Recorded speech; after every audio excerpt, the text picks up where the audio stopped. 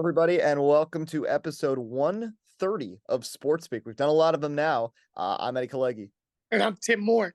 I'm actually here at WRSU. I just had to record a couple of other things, so getting this show done as well. It's been a couple of weeks since Tim and I have both been on, and there's a lot to talk about. We're going to talk some NBA playoffs, a little women's college basketball, Odell Beckham Jr. Going to the Baltimore Ravens, and of course baseball, because we're now 2 weeks into the MLB season. We'll save the NBA playoffs for the end. Let's start with Major League Baseball. We'll start with the AL East, but not the Yankees. The Tampa Bay Rays, a perfect 13-0 to begin the season. Little injury scare with Jeffrey Springs. I know they've played some easy teams to start, but it's easy to drop some games too. So how impressive is this for the Rays? And from a Yankee fan standpoint, Tim, how much of a concern do you see as the Rays being a threat in the AL East after these first couple of weeks? Well, since we haven't really had a show first off since opening day, I will let you know that it took me game 2 of a 162 game season to have my first Yankees meltdown of the Last year year. you said last year it was game 1 because you said this team wasn't going anywhere after they hit the walk-off. So you progressed. One game better. But besides that, I put it like this. Tampa Bay last year had a lot of injuries, had a lot of, not consistent moments throughout the season. But one thing that made the Rays really good, and we saw it as they got towards the postseason, of course, pitching, as always, ended up prevailing. But especially defensively, this team made strides as the year went on to play very effective baseball. The key that the Rays were missing, to be honest with you, and what made them a team that made the World Series a few seasons ago, was getting clutch hits, getting big hits when it matters in games. And to be honest with you, when you look at the Rays and you look at this offense, this is a team that, has a lot of players coming back from last season, not many, major new additions in the offense. But you have players that didn't have much of a role last season and now have that experience. Rather, they played 40, 50 games and are starting to build. And one thing I noticed about the Rays early this season as well, Eddie, through this 13-game span, they're not just throwing one guy out there all 13 games to this point. They're actually really doing a good job mixing and managing the lineup, trying to monitor off days. Now, of course, all major league teams are trying to do that, but I'm seeing the Rays do it a lot more than not because, to be honest with you, the Rays have a lot of depth defensively where they have a lot of guys not limited just to one or two positions. So that's what really I think stands out and goes to the point of, am I worried about for the Yankees? Absolutely, because the bats aren't changed from last postseason. Everybody's so hyped up about Anthony Volpe and everything. And, that it's great to be, all great and grand to be hyped about a young prospect, but the Yankees have inconsistencies of hitting when it matters. My first meltdown of the season happened because the Yankees had multiple chances with runners on second and third, bases loaded, whatever. It's not that they couldn't produce a run, double plays, whatever, but it's the fact that they could not produce, proper situational baseball when they needed to. And they constantly fail that, in my opinion, time and time again. Now, I didn't really have a meltdown yesterday after they got blown out. But going back to the topic of worry, I would say yes. Because as much as we love the New York Yankees, and I love the New York Yankees, the fact that, they're constantly above 500 in playoff picture, I'd like to remind you this, Eddie. This is a team and a franchise that, despite all this hype up and success every year, has won 2 division titles in the last 10 seasons. That's it. 2 division titles last season, and then a few seasons ago where they were hyped up to be the best team in baseball and turned out to be nothing. So with that being said, yeah, I'm kind of worried because I think the Rays are playing consistent baseball. And by the way, they can only get better during a trade deadline as well. And imagine if that's the team they get Shohei Ohtani. I'd be shocked if they did make that move, only because then they'd have to pay him, and they have never paid anybody more than Zach Eflin. But you never know. Shohei could end up being a rental. That's what makes him so kind of weird this season, because the Angels, again, probably have a good chance of not going anywhere, even though I do see them making the playoffs and actually making the run the once time this year with both Trout and Ohtani. I will just quickly give my thoughts on the Mets. We're 2 weeks into the year.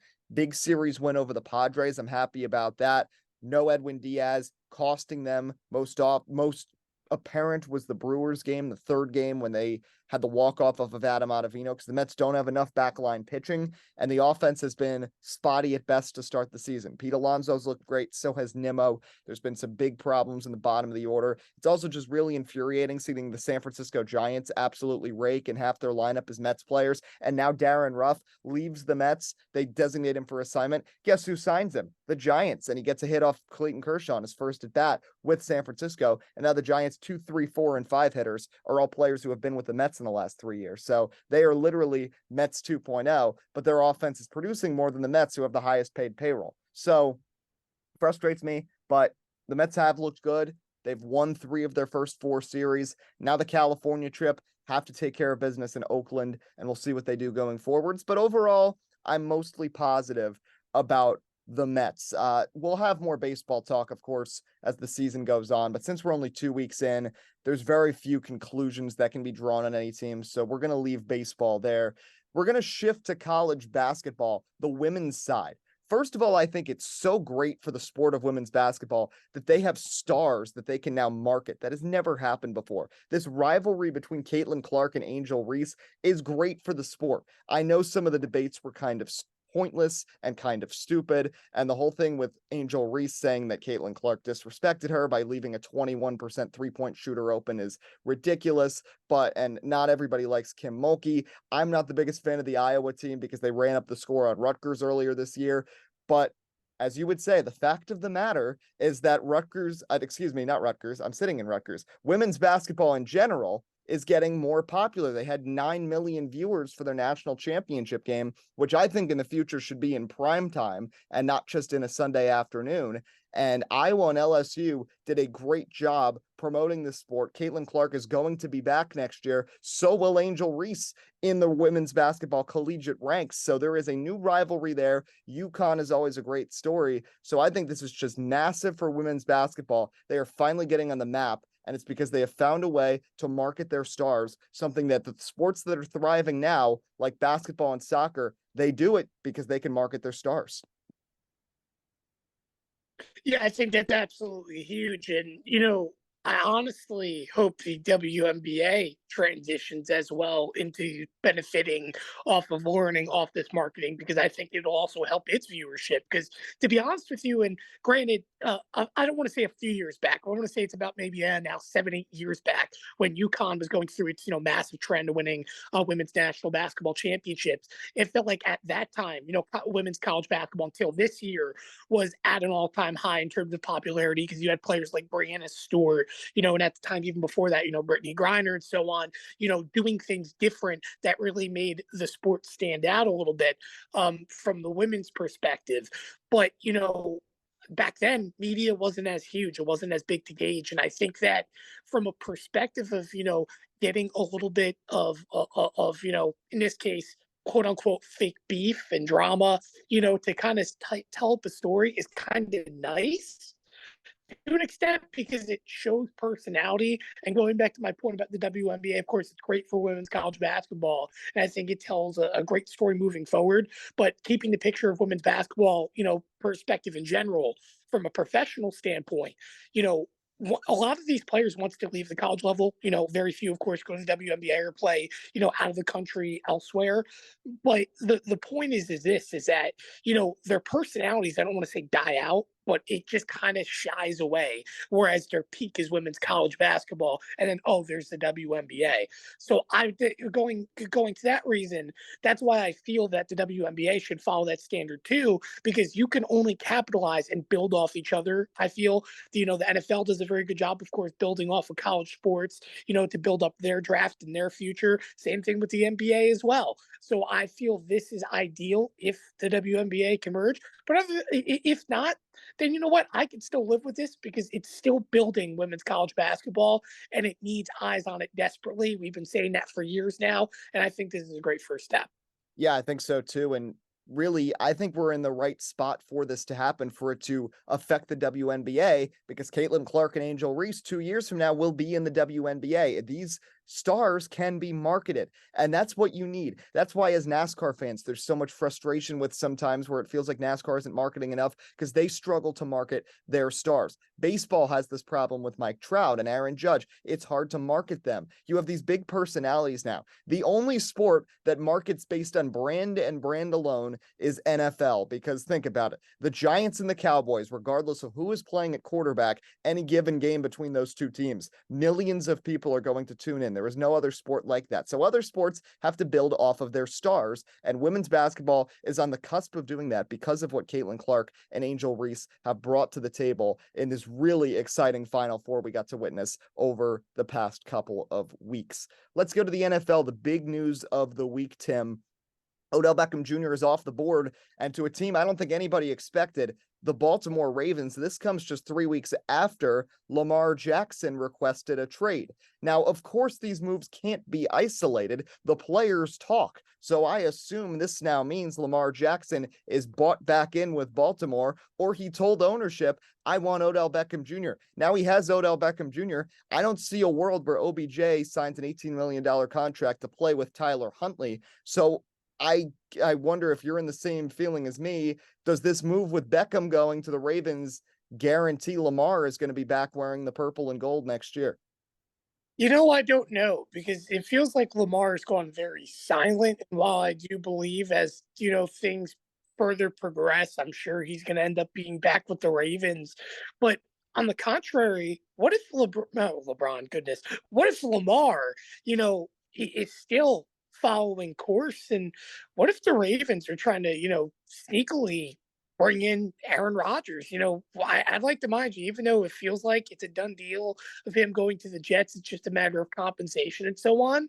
And really, to be honest with you, it's about the Packers trying to limit the cap hit they're going to take. It's like a 40 million cap hit if they trade him, before the draft or during the draft. June 1st, once they get to June 1st, it's only about an $18 million cap hit. But my point is what if the Ravens turn around and say, all right, we're going to lose Lamar Jackson to some other team. We get 2 first-round picks, but hey, here's Aaron Rodgers. And now he has Odell Beckham Jr., of course, the target he wanted. Of course, I know Aaron Rodgers is still doing stuff with Alan Lazard and so on. He anticipates to be a New York Jet. But with the Packers have handled this, I would not be surprised if maybe the Ravens just felt they need to make this move, get a receiver with Lamar or not. But I feel Tyler Huntley is not going to be the option unless there's injuries moving forward. But I would really like to see this be interesting, not to see, the Packers screw over the Jets. I don't exactly want to see that. I want to see, an all-time quarterback here in New York. Don't get me wrong, even though I'm a Giants fan. But I wouldn't put it against the Packers to say, hey, I'm getting more all of a sudden for Aaron Rodgers. Why not trade him to Baltimore? It's an AFC team. That was the stipulation of trading Aaron Rodgers. They didn't want him to be in the NFC. So, hey, it could be a possibility as well. Another thing, we're touching everything today because we haven't done a show in a couple of weeks, so we're doing quick hitting topics all over sports. NHL regular season coming to a close. Some big news today. The Penguins cleaned house. They got rid of their team president, GM, and assistant GM after their 16-year streak of making the playoffs came to an end. First postseason in 2 decades not to feature Sidney Crosby or Alex Ovechkin. So really a churning of the guard in the NHL. Also, shout out to the local teams from New York, both basketball teams, all 3 hockey teams in the New York area making it to the playoffs. Devils, Rangers, Islanders, all there in the NHL. But my question, Tim, is this. We see a team like the Penguins that have been the definition of success for the last decade and a half. I know it hasn't been to the same level the last few years as the 2000s, but that's because their core got older. I feel like this is a bit of an overreaction. And I feel like there are at times we see teams that give coaches too long of a leash because the coach has stayed right now, but the assistant GM, the GM, and the president are all gone. I think the big problem we're seeing in major sports at times is that executives that make the decisions and put together the team sometimes have too short of a leash. I know sometimes you want to make a move for a different direction of the franchise, but this is a team that has played in the postseason for the last 16 years. And I know your debate might be a little different here because I know you come from this as a Yankees fan where you say that's not good enough because you're not winning championships, but the Penguins have been successful. Was this really a necessary move to just get rid of everybody and just have a full-on fire sale of leadership after missing the playoffs for the first time since '06? To be honest with you, I think it still comes from the perspective of, when's the last time the Penguins won the Stanley Cup? You're in the picture so often. This thing, of course, I'm going to come from the perspective of the Yankees, but to be honest with you, I still hold to the Yankees to a different standard, not just because they're in the picture every year, but it comes from the perspective of the Yankees have been advertised as a team to win now, which is why it's so devastating to the perspective that 5, 6 years later, that team still hadn't won a World Series. I don't exactly feel that way about the Pittsburgh Penguins. Yes, again, they're a consistent hearsay, but there's teams, for example, in other sports, the St. Louis Cardinals. Hey, that's a team that was constantly in the playoffs every year. Were they ever always the favorite to win a World Series? No. You look at other teams too. In the NFL's perspective, of course, the Pittsburgh Steelers every year they're above 500, and I'll give you a good example right there. You talk about coaches that have overheard their stay. I think Mike Tomlin is somebody who's overstayed his welcome and should be fired from Pittsburgh. But to be honest with you, Eddie, from a hockey perspective, hockey tends to be very reactive in regards to business from behind the scenes and how outcomes are in terms of tenures and job perspectives. I would say it's actually less secure than some of our bigger sports, Major League Baseball, the NBA, NFL, and so on. So with that being said, I don't think it's a far cry considering it's the aspect of regression. And I honestly think Pittsburgh could benefit, from the perspective of a new taste and newfound success as long as they find the right people. And of course, there's going to be that risk where they very well could find the wrong people. But sometimes you lose touch, even if you're consistently there. So I really want to see what this future holds for them. But all I know is that you have to still keep some of your core players there and build around that. But I think, of course, it starts in and out. Of course, it starts with coaching, starts with perspective, and then start building these players. I think Pittsburgh, to be honest with you, made a good move. Interesting. Now, the NHL, looking at the playoff picture quickly, I'll just talk about that. The Bruins, of course, the favorite historic year, but there is the curse of the President's Trophy and the tendency for teams that are of lower seeds that end up sneaking through and going on deep runs. The St. Louis Blues winning the cup 3 years ago, a prime example. So it's going to be interesting. I always believe the NHL postseason is the most compelling of the four major sports playoffs because there's so much riding on every game, and it all comes down to each and every goal. Every scoring play matters just so much compared to the other three major sports, which makes this elimination style postseason It, it so interesting, and goalie play as well. I say it feels like too that almost every series, well, not every series, but majority of them after the first round goes 7 games, and it's a game of flow more than basketball and so on. You could just feel the energy and feel the motion on the ice, and there's not much more you can do about it. So, with that being said, yeah, I think there's going to be a lot of good goalie play in this playoffs, and I think there's just again no sport like the NHL, and I tend to agree. It's by far the most compelling, and when you get to the Stanley Cup, I know it's not the biggest, it's not bigger than the Super Bowl and so on from a viewership perspective, but to get that far, especially if you go through a grind and win a championship, it's going to be fun to watch and it's going to be real exciting. Last topic, NBA playoffs. The grid is mostly set. We're recording this on Friday afternoon, so we do not know who the 2 8 seeds are going to be just yet. Chicago's going to be playing Miami for one of them in the East, and then it's Minnesota against OKC for the other in the West. But the Lakers and Hawks officially in. 14 of the 16 spots are set. 6 of the 8 first round matchups are also set. Let's start out in the West. Now, the Timberwolves had a disastrous ending to the season with everything that transpired. That Rudy Gobert trade, which I said it on here when it happened, that is the worst trade I have ever seen in a major sport. And there's a lot of contenders, but the Timberwolves gave up so much for a guy who just isn't that good when you already have a center who can shoot the ball and who can rebound. And now you're forcing Karl Anthony Towns to play sort of out of position, which can leave them really hurt on defense against athletic teams, which could be a matchup problem against OKC with a lot of young guys who like to run the ball and move around all around the court. They like to pass it. They like to move fast with Shea and Josh Giddey and Jalen Williams and everyone else. But The fact that you've got Rudy Gobert punching a teammate, Jaden McDaniels punching the wall, the fact that they still ended up winning that game when all that happened and went wire to wire with the Lakers before losing that one in overtime is really impressive. But for me, I don't think Minnesota really has much of a shot here. And frankly, Karl Anthony Towns played high school in my town, high school ball in my town, Metuchen, New Jersey. I really hope he gets out of there at some point because I just think the Timberwolves are kind of dysfunctional. But the Lakers beat them. So my question here, they are a 7 seed. The moves that Rob Pelinka made are clearly paying off, and LeBron has looked good this season. So has Anthony Davis. They're getting up there, but of course LeBron knows how to win when it matters most.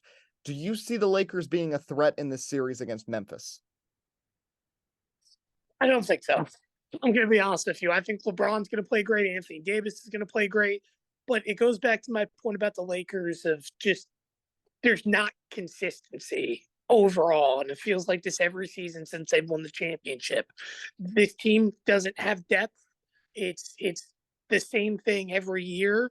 And I feel like they may win a game in a series, but I feel like they're going to be a first round exit without a doubt. I actually disagree. I think Memphis is in so much turmoil with everything that happened, and they've got key injuries that are going to hurt them against the Lakers because you don't have Steven Adams or Brandon Clark. So there's going to be very little to try to neutralize Anthony Davis inside and Mo Bamba when he plays inside. So the Lakers, I feel like, may have a bit of an advantage in that aspect. And I know Morant's going to play great, but I just feel like Memphis is a little depleted. And of course, they've had everything go on off the court this season. And Dylan Brooks is going to be trying to get in ahead of all the Lakers players. I don't know. I just think this is the year the Lakers could maybe at least win a round. I don't see them going beyond that, but I don't think this Memphis matchup is as difficult as some people are thinking. Yeah, but the thing about the West is it's so, I mean, yes, it's unpredictable because almost every team is weak. But again, I'm just not as bought into the Lakers. I don't feel there's consistency when it matters, and it doesn't matter who they play. So again, it'll be interesting to see what happens in this first round. Of course, you mentioned the advantages, but I still feel that health could become a factor too when you think about it. I would not be surprised if you see Anthony Davis get hurt at some point in the series. So again, I just don't know what to expect. It comes down to attrition, and again, Memphis, I think from an aspect of progression, even though it's been up and down, they still technically have progressed from last season through all the chaos, which again leads me to think I think that they're going to be just fine in this first round. But after that, it's a crapshoot. It's an absolute crapshoot of what's going to happen. I think once you get through these first 8 teams and knock it down to 4. So we'll do our full picks in just a couple of minutes, but let's talk about the teams that we root for. I'll talk about the Nets first because I think it's more simple. I'd like to see the Nets steal a game from Philadelphia. I think they can do that. Mikal Bridges has been a revolution with this team.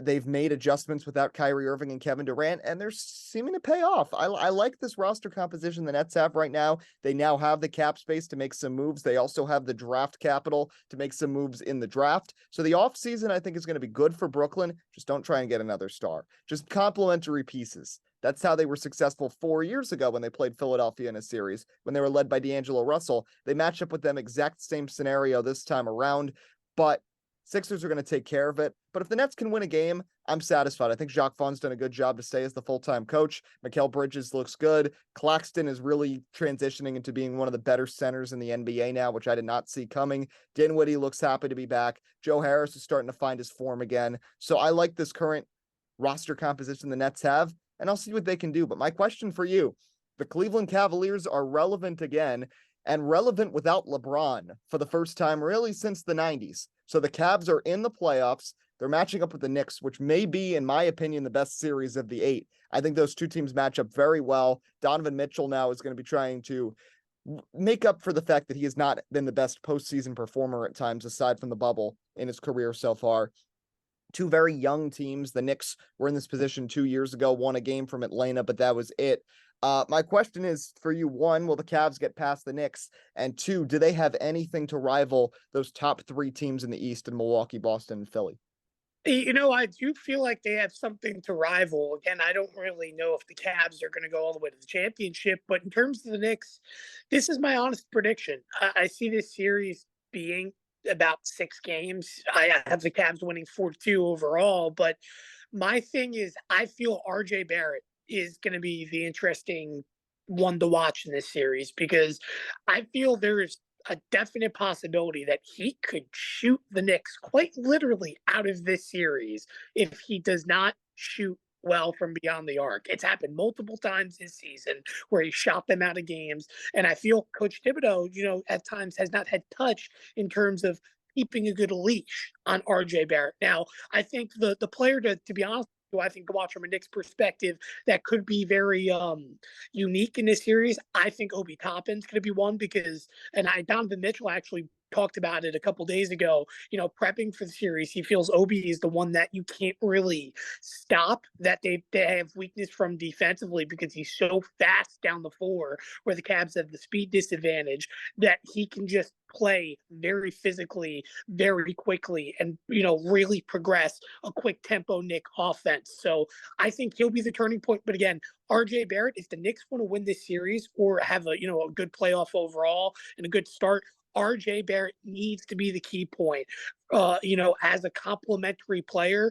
And if he's not there, the Knicks are going to struggle, in my opinion. Yeah, they're going to have, they're going to have production from Brunson and so on, but you need RJ Barrett to be that guy. So let's finish with this. NBA playoff predictions. Of course, we did our picks at the beginning of the year. They didn't pan out all so well. And of course, you have to qualify with the fact that injuries happen in the playoffs. We've seen it the last couple of years. That's probably going to have an effect. But I'm basing this on no injuries. So what I've got out of the East, I'm going to go with Cleveland to beat the Knicks, and the other 3 series handily: Boston, Philly, and Milwaukee. My only surprise in the East is I think this is the year the Sixers finally make it to the conference finals. I think they're going to shock Boston. I don't think the Celtics are as well coached under Mazzulla as they were with Ime Udoka. And while they have a better roster, there's been a lot of health issues throughout the season. They haven't really gotten that chemistry going. I think this is the year Embiid and Harden put it together to make it to the conference finals, but the Bucks come out of the East on top of Philly. Over on the West, very interesting. Western Conference is just an onslaught of good teams that can battle one another. I said it. I think the Lakers are going to shock Memphis. I think the Kings and Warriors is going to go 7, but I think Golden State's experience is going to have them over the edge. Though, shout out to Sacramento. This is the first time in 17 years they're going to have a game on ABC, which is just crazy. That team, really good. And shout out to that fan base that has stuck with them. They have a very loyal fan base. And as much as people say stuff about the Kings, they have a lot more fans show up to their games than some of these other higher touted teams at times. So shout out to the Kings. But I think they'll be one and done in the playoffs, but they will win some games against the Warriors. I think the Suns take care of the Clippers, and the Nuggets take care of whoever they end up playing because the Timberwolves are dysfunctional and the Thunder are still very young. Though whoever comes out could win a game or 2 against Denver. Then I've got the Nuggets and the Suns. I've got Phoenix beating Denver. I still think Jokic is going to hold them back in a playoff series. I think Phoenix's roster is just too good right now if they stay healthy. Warriors beat the Lakers. Phoenix and Golden State. Suns make it back. It's a rematch from 2 years ago, but this time the Suns get revenge. CP3 gets his ring. KD gets another ring with another team, and people start debating about that. Suns beat the Bucks in the finals. So, Tim, floor is yours. Where do you have this playoffs going? Well, I will start in regards to the Suns. I tend to agree with you, although I do think the Kings do win in the first round. I do think the Suns end up going to the NBA Finals yet again. But on the Eastern side, to be honest with you, the way I see it, I have Cleveland, of course, ended up being the Knicks. And then, of course, I have them mixing with Milwaukee, where, to be honest with you, I think the Cavs, this season have matched up pretty well with the Bucks. I think it's going to be a very interesting series. I have them upsetting the Bucks, but on the contrary, I have Boston beating Philadelphia in that final, at least in that Final Four, the semifinal, setting up for an Eastern Conference championship where Cleveland ends up facing Boston, where I feel Boston has had the better of Cleveland this season. Again, it's playoffs. Anything can happen. But I think the Boston Celtics are going to end up going to the NBA Finals. And am I allowed to give my prediction or no? Oh, go ahead. I just did. Give it your prediction? Yeah. I think Boston finally this year gets it done in, to be honest with you, 7 games over Phoenix. That would be crazy with the coach carousel that they have had. But They definitely have a talented team, but the NBA playoffs are going to be fun. But that's going to wrap up Sports Speak. As always, you can follow our Twitter at Sports Speak Live, and also follow along with our NASCAR weekly pick'em, where the disasters keep happening for me. Of course, I pick Kyle Larson, who's fast, and what happens? He DNFs after a wreck with Ryan Preece. I have had one top 15 finish for my drivers I've picked in 8 races, and then that one Twitter user that was going after the Christopher Bell picker, he was proven wrong because C Bell got it done at the Bristol dirt track. So shout out to whoever that was on Twitter, who then deleted his tweet afterwards. But yeah, we love fan interaction. So you can always hit us up on Twitter at Sports Speak Live. But that'll do it here for episode 130. NFL draft coverage is going to be coming soon. We're also still working on getting Jordan Sarnoff on. He's been very busy. He was with Barstool. He was at the Final Four, but we will get him on at some point. I can promise you that. The SID from Fairleigh Dickinson, who became kind of famous during the NCAA tournament a few weeks ago, a friend of ours that me and Tim both went to broadcasting camp with. But that's it for Sports Speak today. I'm Eddie Kalegi. And I'm Tim Moore. Enjoy the rest of your weekend.